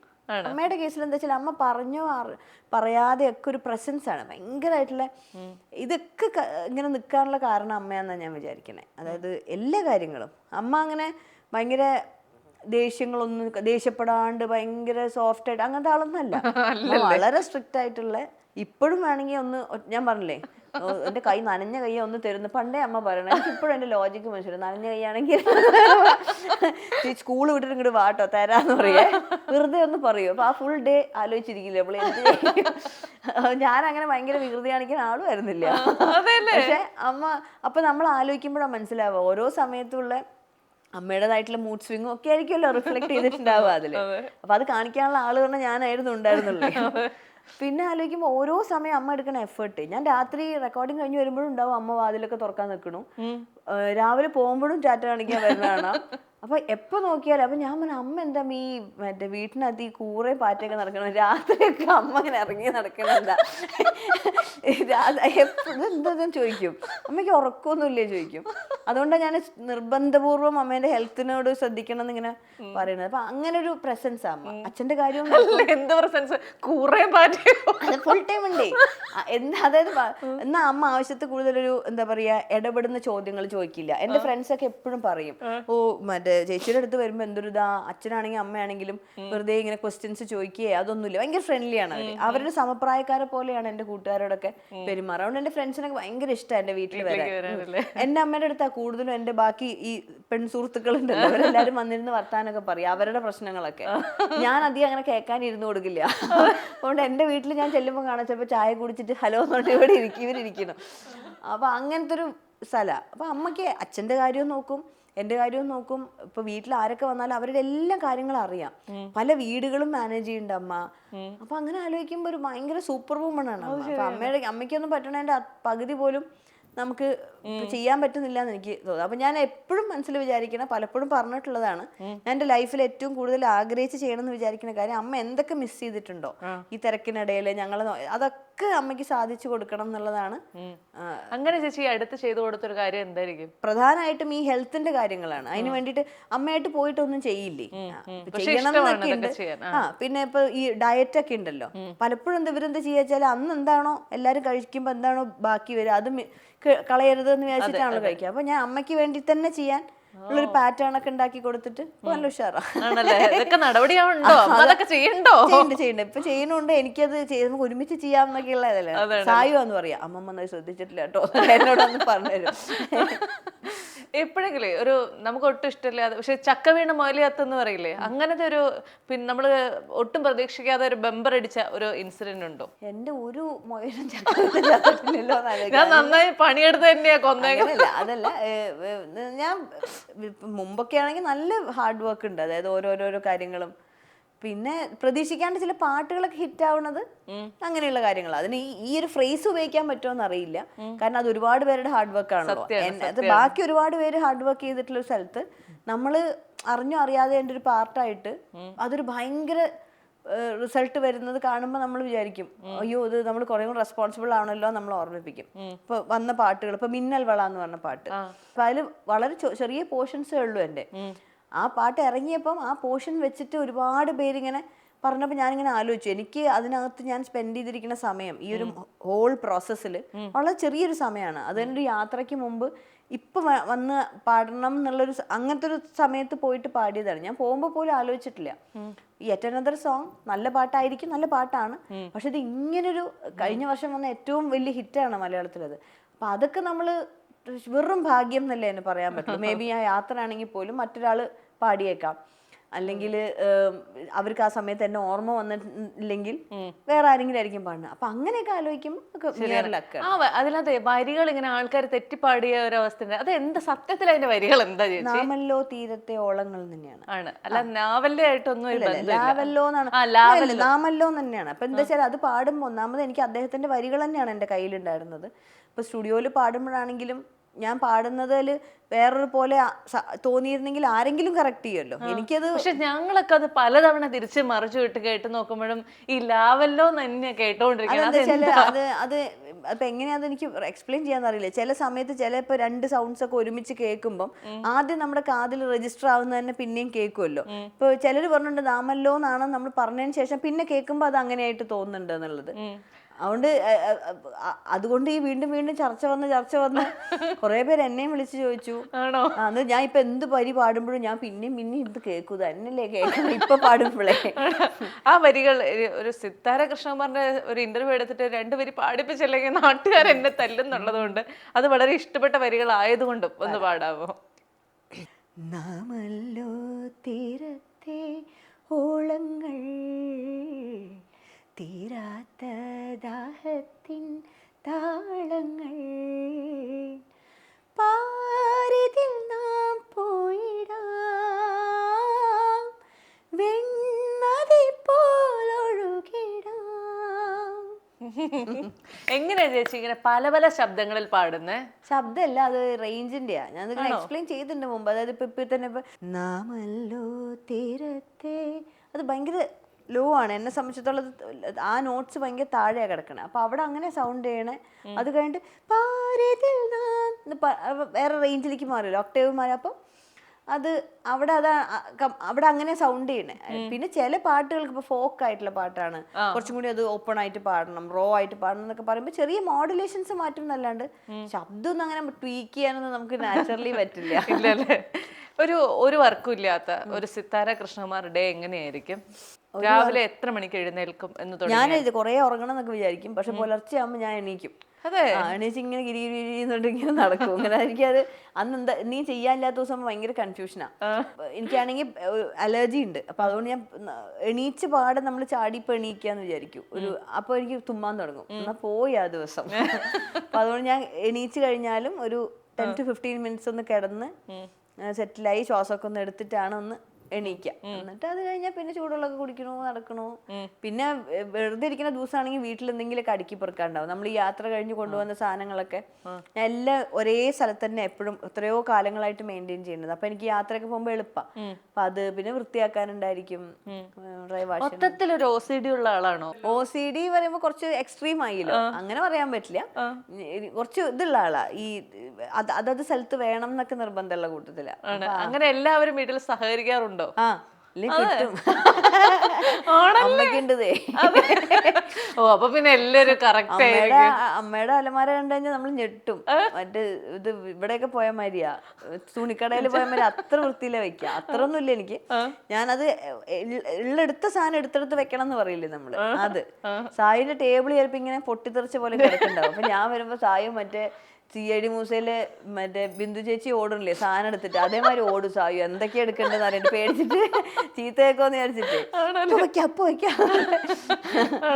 അങ്ങനെ ലൈഫ് സോഫർ വളരെ ഗ്രേറ്റ്ഫുൾ ആയിട്ടുള്ള ഒരാളാണോ ചേച്ചി? അബ്സല്യൂട്ട്ലി. പിന്നെന്താ, ഇതൊക്കെ നമുക്ക് ആഗ്രഹിക്കുന്നതിനേക്കാളൊക്കെ എത്രയോ മുകളിലല്ലേ വീണ ഇങ്ങനെ ഇരിക്കാൻ പറ്റുന്നത്. നമ്മൾ തന്നെ 3 ഇന്റർവ്യൂ ചെയ്തു. ശരിയാണ്. എല്ലാത്തിലും പുതിയ പുതിയ കാര്യങ്ങൾ പറയുന്ന പുതിയ കാര്യങ്ങളുണ്ട് നമുക്ക് ലൈഫിൽ, നമുക്ക് പുതിയ വിശേഷങ്ങളുണ്ട്. ഇപ്പൊ വീണ ഭയങ്കര എന്താ പറയാ, ഇപ്പൊ ഹാപ്പി ആയിട്ടുള്ള ഫേസിലല്ലേ. അപ്പൊ അങ്ങനെ നോക്കുമ്പോ നമ്മളൊക്കെ ഭയങ്കര ലക്കിയാണ്. നമ്മള് ഭയങ്കര ലക്കിയാണ്, ബ്ലെസ്സഡ് ആണ്. എനിക്ക് എന്റെ ചുറ്റിനുള്ള ആളുകളൊക്കെ ഇങ്ങനെ അവരുടെ എന്തെങ്കിലുമൊക്കെ അച്ചീവ്മെന്റ്സിന്റെ കാര്യമൊക്കെ പറയുമ്പോൾ ഭയങ്കര കൂടുതൽ സന്തോഷം വരും. നമ്മള് 3 ഇന്റർവ്യൂ ചെയ്തെന്ന് പറഞ്ഞപ്പോഴേ എല്ലാത്തിലും ചേച്ചി കോമൺ ആയിട്ട് ഏറ്റവും കൂടുതൽ സംസാരിക്കാറുള്ളത് അമ്മയെ കുറിച്ചാണ്. പൊതുവെ ചേച്ചിയുടെ എല്ലാ ഇന്റർവ്യൂസ് എടുത്ത് നോക്കിക്കഴിഞ്ഞാൽ എന്തെങ്കിലുമൊക്കെ ഉണ്ടാവും, ഒരു അമ്മ ഉണ്ടാവും. ഇതെല്ലാം കഴിഞ്ഞ് വീട്ടിൽ ചെല്ലുമ്പോഴത്തേക്കും അമ്മ കൊള്ളാം, നിന്റെ ഇന്റർവ്യൂ ഒക്കെ ഞാൻ കണ്ടു എന്നുള്ള ലൈനിൽ കൈയടിക്കുന്ന, അല്ലെങ്കിൽ അമ്മയെ കുറിച്ച് പറഞ്ഞതിനെ കുറിച്ച് ഒരു അഭിപ്രായം പറയുന്ന ഒരവസരം എപ്പോഴെങ്കിലും ഉണ്ടായിട്ടുണ്ട്? അമ്മ അങ്ങനത്തെ ആളൊന്നല്ല. അമ്മ ഇങ്ങനെ കാണുമ്പോൾ സീക്രട്ട് ആയിട്ട് സന്തോഷിച്ചിട്ടിരിക്കുന്നതായിരിക്കും. അങ്ങനെ ഒരു അതിനെപ്പറ്റി പറയൊന്നുമില്ല. ഭയങ്കര പ്രൗഡാണ് അവരൊക്കെ, ഭയങ്കര സന്തോഷാണ്. അതൊക്കെ ഉണ്ട്. അച്ഛനാണെങ്കിലും അച്ഛനാണെങ്കിൽ ഒരു ജെം ഓഫ് എ പേഴ്സൺ ആണ്. നമ്മള് പറയുമല്ലോ, അതിപ്പോ നമ്മൾ പുറത്തുനിന്ന് ഒരു മൂന്നാമതൊരാൾ കണ്ടു കഴിഞ്ഞാൽ തന്നെ ഒരാൾക്കൊരു എതിർപ്പ് പറയാനില്ലാത്ത പോലെ ഉള്ള ആളാണ്. അപ്പം അച്ഛന് എന്നോടാണെങ്കിലും സജീഷിനോടാണെങ്കിലും ഒക്കെ ഉള്ള ഒരു വാംത്തൊക്കെ എല്ലാവരും, ഇപ്പൊ ഏട്ടന്റെ ഫാമിലി ആണെങ്കിലും ഒക്കെ എല്ലാവരും ഭയങ്കര ഹാപ്പി ആയിട്ടാണല്ലോ ഇരിക്കുന്നത്. ഇപ്പൊ ഈ ഒരു നമുക്കൊരു അവസരങ്ങൾ കിട്ടുന്നതും ഇങ്ങനെ ടെലിവിഷനിൽ കാണുന്നതും ഒക്കെ സെലിബ്രേറ്റ് ചെയ്യുന്ന ആൾക്കാരാണ് എല്ലാവരും. അപ്പൊ അതിലൊരു അമ്മ ഇതൊക്കെ കാണുന്നുണ്ട്, ഫേസ്ബുക്കിലൊക്കെ ഉണ്ട്. ഞാൻ പറഞ്ഞു, ഈ ഫേസ്ബുക്ക് ഇങ്ങനെ നോക്കുമ്പോൾ അതിനടിയിൽ ചിലപ്പോൾ തെറിയും കാണുമ്പോൾ അതിന് വിഷമിക്കരുത്. കാരണം ഞാൻ നോക്കുമ്പോൾ ഇപ്പോഴത്തെ ഈ ഒരു ട്രെൻഡില്ലേ വീണ, ഇവർക്ക് എത്ര ലൈക്ക് തരുമോ എന്നൊക്കെ ചോദിച്ചിട്ട്, ഈ കുടുംബത്തിന് ഒരു ലൈക്ക് തരുമോ എന്നൊക്കെ. ഇത് ഇപ്പോഴും നമ്മൾ നേരിട്ട് പോസ്റ്റ് ചെയ്യാന്ന് വിചാരിക്കുന്ന ആൾക്കാരുണ്ട്. എത്ര പേര് അങ്ങനെ വിചാരിക്കണ്ടറിയോ? ഓ, തിരിച്ചൊന്നും മൈൻഡ് ചെയ്യുന്നില്ലല്ലോ എന്നൊക്കെ പറഞ്ഞിട്ട് പറയാ ആൾക്കാര്. എന്തൊക്കെ നോട്ടീസ് ചെയ്യണ ചേച്ചി, ഞാൻ എല്ലാം കാണാറുണ്ട്. അപ്പൊ അങ്ങനെ കാണുമല്ലോ. അപ്പൊ ചില ആൾക്കാർ നമ്മുടെ പേജിൽ നിന്ന് അല്ലാത്തതുകൊണ്ട് തന്നെ സുഖമായിട്ട് അതിനകത്ത് ചീത്തയും പറഞ്ഞിട്ടുണ്ടാവും. എന്തെങ്കിലുമൊക്കെ പ്രശ്നങ്ങളൊക്കെ നടക്കണം, എന്തെങ്കിലും പ്രതികരണം ഇഷ്ടപ്പെടാഞ്ഞിട്ടൊക്കെ ആകുമ്പോൾ വളരെ ബ്ലേറ്റന്റ് ആയിട്ട് തെറിയൊക്കെ പറഞ്ഞു. അപ്പൊ ചിലപ്പോ ലൈക്കിൽ നോക്കുമ്പോ എന്റെ കുഞ്ഞുമാമയുടെ ഒക്കെ ലൈക്ക് ഈച്ചരാ ഇത് കണ്ടിട്ടുണ്ടാവുമല്ലോ. പിന്നെ ഫോട്ടോ കണ്ട് ഇഷ്ടപ്പെട്ട് ലൈക്ക് ചെയ്തായിരിക്കും പാവം. അപ്പൊ അതിന് താഴെയുള്ള കമന്റും കാണുമല്ലോ ഇവര്. ഈ പാവം കുടുംബത്തിന് ലൈക്ക് തരുമോ? എല്ലാരും ഉണ്ട് അതിനകത്ത്. അതായത് മൊത്തം ഫാമിലി ഗ്രൂപ്പിലുള്ളവരൊക്കെ കാണാം പല രൂപത്തിലും ഭാവത്തിലും ഫേസ്ബുക്കില്. അപ്പൊ ഇവരിതെല്ലാം കാണുന്നുണ്ട്. അപ്പൊ അവര് ഭയങ്കര സന്തോഷിക്കണുണ്ട്. അത് ആളുകൾ സെലിബ്രേറ്റ് ചെയ്യുന്ന വീഡിയോയിൽ ഭയങ്കര ആഘോഷമുണ്ട്. അപ്പൊ ഞാൻ ഉള്ളിലിങ്ങനെ എപ്പോഴും ആലോചിക്കും, ഇവരെല്ലാം ഇതിന് താഴെയുള്ള, പിന്നെ നമ്മളോട് പറയാത്തതല്ലേ. കഴിഞ്ഞ ദിവസം നിന്നൊരു തെറി പറഞ്ഞ ഞാൻ കേട്ടുവിട്ടോന്ന് അവരെ മര്യാദ കൊണ്ട് നമ്മളോട് പറയാത്തതാ, കണ്ടിട്ട് വിഷമിച്ചിരിക്കുകയായിരിക്കും. അപ്പൊ ഇത് ഇടുന്നവരോട് പറയാനുള്ളത് എപ്പോഴും ഇതാ, നമ്മുടെയൊക്കെ ഫാമിലിയും ഒക്കെ ഉള്ളതാണ് അതിനകത്ത്. എഴുതുമ്പോ അങ്ങനെ ഇത് നമുക്കൊക്കെ, എനിക്കൊക്കെ ഞാൻ അങ്ങനെ വിചാരിക്കാം, നമുക്ക് തൊലിക്കട്ടി കൂടിയെന്ന് മനസ്സിലാവും. ചിലതൊന്നും പണ്ടൊക്കെ ഭയങ്കരമായിട്ട് ബാധിക്കില്ലേ കുഞ്ഞു കാര്യങ്ങൾ. ഇതിപ്പോ ആലോചിക്കുമ്പോ അവരും ഒരു നേരം പോക്കിന് എഴുതുക, ഇങ്ങനെ നോക്കണടയിൽ ഒരു ഫോട്ടോ എന്നാ പിന്നെ അയച്ചേക്കാം എന്നിട്ടാണ് അവർ എഴുതണേ. അല്ലാണ്ട് അവർ ലൈഫിന്റെ ഒരു പ്രധാന ഡിസിഷൻ ഒന്നല്ലല്ലോ എടുക്കുന്നത്. ഇതിനകത്ത് ഇട്ടിട്ട് നേരിട്ട് സംസാരിച്ചു കഴിഞ്ഞാൽ ഇവരെല്ലാരും വളരെ സ്നേഹമായിട്ട് പെരുമാറുന്ന ആൾക്കാരാണ്. ചില ആൾക്കാർ ഭയങ്കരമായിട്ട് ഉള്ള രൂക്ഷമായ വാക്കുകൾ ഉപയോഗിക്കുമ്പോൾ ഞാൻ ചിലപ്പോൾ പോയിട്ട് വല്ലപ്പോഴും ഒക്കെ സമയം കിട്ടുമ്പോൾ ഞാൻ ചോദിക്കും, ഇങ്ങനെ എഴുതിയ ശരിയാന്ന് തോന്നുന്നുണ്ടോ, ഇതിപ്പം ലീഗലി തെറ്റാണെന്ന് അറിയാലോ അല്ലെ സുഹൃത്തെ സഹോദര എന്നൊക്കെ ഞാൻ വിളിക്കാം. അപ്പൊ ഒരു അയ്യോ അറിയാണ്ട് അബദ്ധത്തിൽ കൈ തട്ടിയിട്ട് അങ്ങനെ എത്ര ഉരുണ്ട് തിരിച്ച് കളിക്കുന്ന ആൾക്കാരെ കണ്ടിട്ടില്ല എന്നറിയാം. ഞാൻ അങ്ങനെ ചെയ്താന്നൊക്കെ പറഞ്ഞിട്ട് വളരെ ഫ്രണ്ട്ലി ആയിട്ട് കോൺവെർസേഷൻസ് മാറിയ സ്ഥലങ്ങളും ഉണ്ട്. അപ്പൊ അതൊന്നും അത്ര കാര്യമായിട്ട് എടുക്കേണ്ട കാര്യമില്ല. കുറച്ച് കഴിയുമ്പോൾ നമ്മളെയും മറക്കും ആൾക്കാര്, അത്രേ ഉള്ളൂ. അതായത് പുതിയ പുതിയ വിഷയങ്ങൾ വരുമ്പം ഇപ്പോഴും അവരുടെയൊക്കെ ആലോചനയിലും ഓർമ്മയിലൊക്കെ നമ്മൾ ഉണ്ട് എന്നുള്ളത് തന്നെ വലിയ ഭാഗ്യം.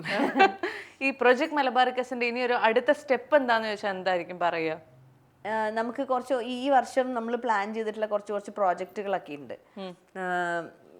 വേറെ മ്യൂസിഷ്യൻസുമായിട്ട് കൊളാബറേറ്റ് ചെയ്യാനൊക്കെ ഉള്ള. അപ്പൊ അത് പിന്നെ ഇപ്രാവശ്യം കുറച്ച് യാത്രകൾ വരുന്നുണ്ട്. UK പോകാനുണ്ട്, US ടൂർ ഉണ്ട്, ഓസ്ട്രേലിയ ഉണ്ട്. അപ്പൊ അതിനൊക്കെയുള്ള പ്രിപ്പറേഷൻസും കാര്യങ്ങളൊക്കെ ആയിട്ട് ഞാൻ പോണടാ. ഈ കൊല്ലം കൂടി ഉണ്ട് കേട്ടോ പരിപാടിയൊക്കെ. ഉന്തി വണ്ടി പോകണ്ട് മുന്നോട്ട്. പറയേ എപ്പോഴെങ്കിലും അങ്ങനെ പേടി തോന്നിയിട്ടുണ്ടോ ചേച്ചി, എന്തായിരിക്കും മുന്നോട്ടെന്നുള്ളത്? പോണ അത്രയും സന്തോഷം എന്നേ പറയാൻ പറ്റുള്ളൂ. അതല്ലാണ്ട് നമ്മൾ മ്യൂസിക്കിൽ നിന്ന് വിട്ടു പോണില്ലല്ലോ. മേ ബി നമ്മളുടെ അവസരങ്ങൾ ചിലപ്പം അതിന്റെ ഇത് അളവുകൾ മാറിയേക്കാം. നമ്മളെ കാണാൻ വരുന്ന ആളുകളും നമ്മളെ പോലെ മാറുകയാണ്, അത് മാറിയേക്കാം. ഈ പറഞ്ഞ മാതിരി ട്രെൻഡുകളുണ്ട്, പുതിയ ആൾക്കാരുണ്ട്, അങ്ങനെ കുറേ കാര്യങ്ങൾ മാറും. പക്ഷെ മ്യൂസിക് നമ്മുടെ ഉള്ളിലുള്ളൊരു കാര്യമല്ലേ. അതെപ്പോഴും നമ്മൾ പ്രാക്ടീസ് ആയിട്ടും ചിലപ്പോൾ നമ്മൾ മേ ബി ഒരു കുറച്ച് പേർക്ക് വേണ്ടിയോ ഒരാൾക്ക് വേണ്ടിയോ അല്ലെങ്കിൽ ഇതൊന്നും അല്ലാത്തൊരു പർപ്പസ് മ്യൂസിക്കിന് കണ്ടെത്തിയൊക്കെ വർക്ക് ചെയ്യാൻ പറ്റും. അപ്പൊ അത് വിട്ടുപോകാതിരിക്കാനുള്ള ഒരു പ്രാക്ടീസ് ഒക്കെയാണ് ആവശ്യം എന്ന് എനിക്ക് തോന്നിയിട്ടില്ല. ഒരു ക്യൂരിയോസിറ്റി കൊണ്ടുള്ള ഒരു ചോദ്യം കൂടെ, അതായത് നമ്മുടെ ഈ കരിയർ എന്ന് പറയുന്നത് ഭയങ്കര അൺസ്റ്റേബിൾ ആണല്ലോ. ചിലപ്പോൾ നല്ല ഒരുപാട് ഷോസ് കിട്ടാം, ചില ദിവസങ്ങളിൽ ഒന്നും ഇല്ലാതെ വരാം, അങ്ങനെയൊക്കെ. അപ്പൊ നമ്മളുടെ ഒരു ഫൈനാൻഷ്യൽ മാനേജ്മെന്റ് എങ്ങനെയാണ് ചെയ്യാറുള്ളത്? പൈസ ഉണ്ടെങ്കിലും ഇല്ലെങ്കിലും ഒക്കെ ഇങ്ങനെ സന്തോഷമായിട്ട് ഇരിക്കാൻ പറ്റും എന്നാണ് ഞാൻ വിചാരിക്കുന്നത്. പൈസക്ക് പൈസ തന്നെ വേണം, അത് വേറൊരു കാര്യം. അത് തരുന്ന ഒരു പവർ ഉണ്ട്. ഫിനാൻഷ്യൽ ഇൻഡിപെൻഡൻസ് ആണെങ്കിലും അത് നമുക്ക് ഇഷ്ടമുള്ള കാര്യങ്ങൾ നമുക്ക് വേണ്ടപ്പെട്ടവർക്കും ചുറ്റുള്ളവർക്കും ഒരു ഡിസിഷൻ എടുക്കാൻ അതൊരു വലിയ ഹെൽപ്പ് തന്നെയാണ്. പക്ഷെ അതിന് ഇത്ര എമൗണ്ട് എന്നുള്ളത് നിശ്ചയിച്ചിട്ടൊന്നുമില്ല ഞാൻ. അല്ല, അതുകൊണ്ട് ഇൻഡിപെൻഡൻസിനെ കുറിച്ചല്ല ചോദിച്ചത്. ചേച്ചിയുടെ ഒരു ഫൈനാൻസ് ഏതൊക്കെ കാറ്റഗറിയാണുള്ളത് എന്ന് ചോദിച്ചു. അങ്ങനെ ഭയങ്കരമായിട്ടുള്ള ഫിനാൻഷ്യൽ മാനേജ്മെന്റ് ഒന്നുമില്ല. ഞാനങ്ങനെ അത് എന്താ പറയാ, പൈസ പൊട്ടിച്ച് തരിപ്പണാക്കി കളയുന്ന ആളല്ല.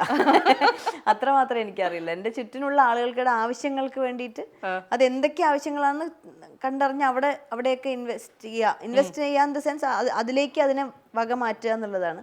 പിന്നെ ബേസിക് ആയിട്ട് മനുഷ്യർക്ക് വേണ്ട ഒരു സാധനം ഞാൻ എപ്പോഴും ആലോചിക്കണം, ഹെൽത്ത് ഇൻഷുറൻസ് എന്ന് പറഞ്ഞതുണ്ടല്ലോ. അത് അങ്ങനത്തെ കാര്യങ്ങളൊക്കെ അത് എൻ്റെ ഹസ്ബൻഡ് ആണെങ്കിലും ആ കാര്യത്തിൽ ഇങ്ങനെ അച്ഛനാണെങ്കിലും ഒക്കെ പറഞ്ഞു തരുന്ന കാര്യങ്ങളുണ്ടല്ലോ, ഇങ്ങനെ ചെയ്യണം എന്നുള്ളത്. ഹെൽത്ത് ഇൻഷുറൻസ് ആണ് തോന്നുന്നു മേജറായിട്ട് എല്ലാവരും എടുക്കണം. ഞാൻ എൻ്റെ കൂടെ ഉള്ളവരോടും പറയും അത് വേണം നമുക്ക് എന്നുള്ളത്. പിന്നെ മറ്റ് ചെറിയ ഇൻവെസ്റ്റ്മെന്റ്സ് ഒക്കെ ഇവരൊക്കെ പറഞ്ഞു തരുന്നത് പോലെയുള്ള കുഞ്ഞു കുഞ്ഞു കാര്യങ്ങൾ. അല്ലാണ്ട് ഞാൻ ഇത് വെച്ചിട്ട് പണപ്പെരുപ്പത്തിനൊന്നും ഞാൻ ചെയ്തിട്ടില്ല, കിട്ടാനേ പോണില്ല. എനിക്ക് ഏറ്റവും ഇഷ്ടം എന്താ വെച്ചാൽ പൈസ എവിടെന്നെങ്കിലൊക്കെ കിട്ടുമ്പം അതെടുത്തിട്ട് നമ്മുടെ ഇപ്പൊ ഈ ഇൻഡിപെൻഡന്റ് മ്യൂസിക്കിനൊക്കെ ഭയങ്കര ചെലവുണ്ട്. വിചാരിക്കണ പോലെയല്ലേ, ഇത് സ്പെൻഡ് ചെയ്യണം നന്നായിട്ട് നമ്മളെ ആ ഒരു വർക്കുകളല്ലേ. അപ്പൊ കൂടെ വർക്ക് ചെയ്യണ എല്ലാവർക്കും ഇത് ഡിസ്ട്രിബ്യൂട്ട് ചെയ്യണ്ടേ. നമുക്ക് ഞാൻ പിന്നെ പറ്റിക്കാറുമില്ല. അതിൽ ഭയങ്കര നിർബന്ധമുണ്ട്. കാരണം അത് ഒരിക്കലും ചെയ്യാൻ പാടില്ല. കൂടെ വർക്ക് ചെയ്യണ ആളുകളുടെ അടുത്തും ഒക്കെ ഈ ഇൻഡസ്ട്രിയിൽ അത് ഇമ്പോർട്ടൻ്റ് ആണ്.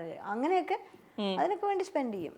ചായുവിന്റെ കാര്യത്തിലൊക്കെ ഞാൻ എപ്പോഴും വിചാരിക്കുന്നത് വെച്ചാൽ അവർക്ക് കുട്ടികൾക്ക് എപ്പോഴും അവരുടെ ഒരു ബേസിക് ആയിട്ടുള്ള എഡ്യൂക്കേഷനും കാര്യങ്ങളൊക്കെ ചെയ്തു വെച്ചിട്ട് അവർ ഉദ്ദേശിക്കുന്ന പോലത്തെ അവർക്കും ആ ഒരു ഫിനാൻഷ്യൽ ഇൻഡിപെൻഡൻസ് എത്തുന്ന തരത്തിലേക്ക് അവരെ വളർത്തുക എന്നുള്ളതാണ് ഇമ്പോർട്ടൻ്റ് എന്നാണ് ഞാൻ വിചാരിക്കുന്നത്. ഇത് പറഞ്ഞപ്പോൾ പല അമ്മമാരും പറഞ്ഞ് ഞാൻ കേട്ടിട്ടുണ്ട്, പല സെലിബ്രിറ്റി അമ്മമാരും എൻ്റെ മക്കൾക്ക് വേണ്ടി ഞാൻ ഒരു പൈസ പോലും മാറ്റി വെക്കില്ല, അത് അവർ കണ്ടെത്തട്ടെ എന്ന്. അങ്ങനെ ഒരു തോട്ടുണ്ടോ? അങ്ങനെ ഡെലിബറേറ്റ് ആയിട്ടൊരു തോട്ടൊന്നുമില്ല. ഞാൻ എന്തായാലും ഇപ്പം എൻ്റെ ഹസ്ബൻഡ് ആണെങ്കിലും ഞാനാണെങ്കിലും ഒക്കെ ഞങ്ങൾക്ക് വേണ്ട രീതിയിൽ ഞങ്ങളുടെ ലൈഫിൽ ഞങ്ങൾ എന്താണോ ഏൺ ചെയ്യുന്നത് അതിൽ നിന്നും കൊണ്ട് ഞങ്ങൾക്ക് വേണ്ടത് സ്പെൻഡ് ചെയ്യും. പിന്നെ എന്തെങ്കിലുമൊക്കെ ബാക്കി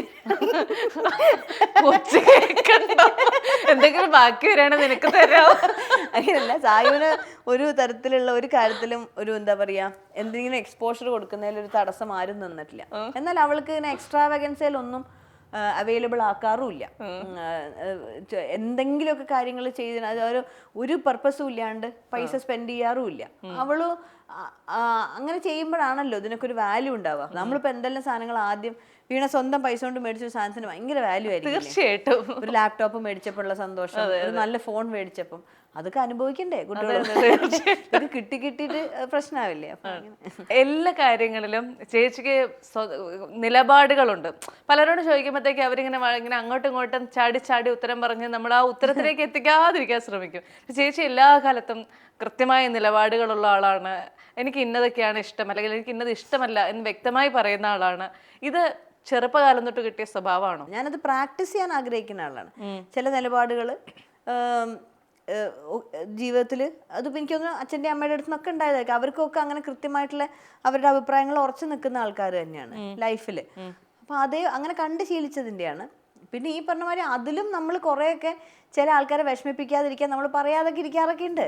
അങ്ങനെ എപ്പോഴും അങ്ങനെ നിലപാടുകൾ ഉറച്ച് ഇപ്പോഴൊക്കെ ഞാൻ ആലോചിക്കും, മുമ്പൊക്കെ കുറേയും കൂടി എന്ത് ഇഷ്യൂ വന്നാലും അതിലൊരു അഭിപ്രായം എഴുതിയിടും ഫേസ്ബുക്കിൽ. ഒരു കാര്യമില്ലാണ്ട് അത് എഴുതിയിട്ടിട്ട് എന്തെങ്കിലും ഗുണമുണ്ടോ? ഇല്ല, ആൾക്കാർ ചീത്ത കേൾക്കാമെന്നല്ലാണ്ട്.